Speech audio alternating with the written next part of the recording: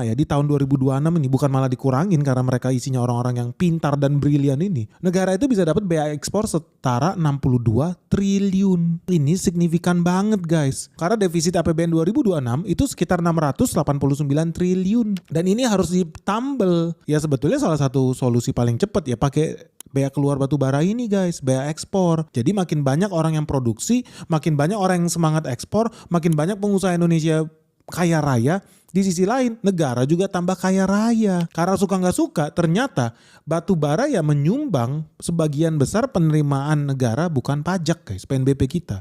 Yaitu mayoritas dari batu bara. Dan kalau pemerintah nggak gerak cepat nih, memperbaiki nih perizinan batu bara kita, membikin peraturan tadi ya bea ekspor itu, lu jangan kaget guys. Kalau harga minyak menembus $100, wow, defisit kita bisa tembus 200 triliun ekstra nih. Karena kebutuhan minyak kita ya sebagian besar kita impor juga dari luar negeri. Nah jadi mau nggak mau nih ini beresiko tinggi buat defisit anggaran Indonesia melampaui batas 3% kalau pemerintah tidak gerak cepat. Karena gini guys, kalau lu investor lu udah tahu lah ya namanya dunia batu bara itu kan cyclical, itu jenis saham cyclical. Ada 16 jenis saham di IHSG.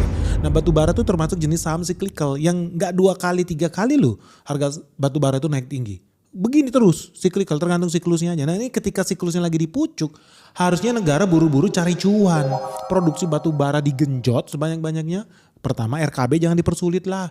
Yang kedua, segera bikin peraturan bea ekspor supaya penghasilan negara itu tambah. Ketika harga batu bara naik, pemerintah juga tambah cuan, wajib guys. Kalau nggak gini loh, ketika harga minyak dunia tembus $100, by the way menurut prediksi BNX itu $120. Mau nggak mau Indonesia makin berdarah guys keuangannya. Kita harus segera tambel. Tutup dari mana? Dari pengusaha batu bara. Ikhlas mereka tuh bro bayar pajak. Ikhlas mereka bayar bea ekspor. Ya cuma jangan lu cekek juga. Kenapa tiba-tiba mereka mau produksi sebesar-besarnya malah kita kurangin.